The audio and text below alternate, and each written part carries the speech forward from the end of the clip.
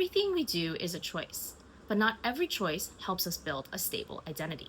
On one end of the spectrum, we can make choices by reacting, saying yes because it's easier, going quiet instead of raising what we actually think, not stating what we want, and allowing the circumstances to give us a path forward.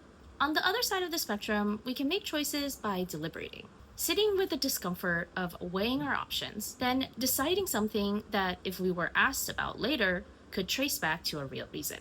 This ability to pause between stimulus and response is what psychologist Rollo May called human freedom. It's the difference between living a life from reaction to reaction versus building a life from exercising judgment. But that pause doesn't come for free.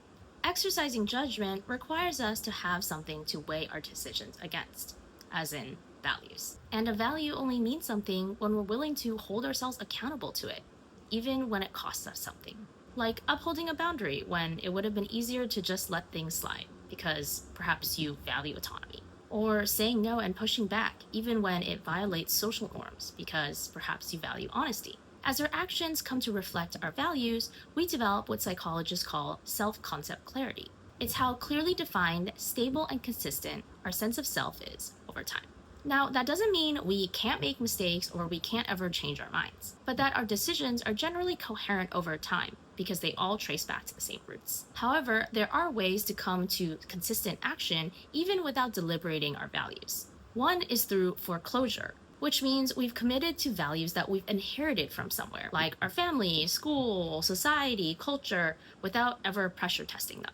There's also self-perception, where you assign yourself a trait after observing your behavior, as opposed to the other way around. So let's say you declare yourself a non-confrontational person. Is that because you inherit the values of avoiding visible confrontation from somewhere else? Is it perhaps a habit you've developed due to stress being flooded when you see confrontation brewing? Because those are a little different than genuinely having a stance that conflicts are best resolved with, let's say, de-escalation first, and then private discussion rather than public confrontation.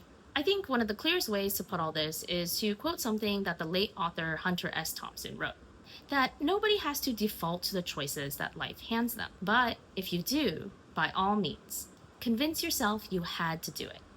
You'll have lots of company.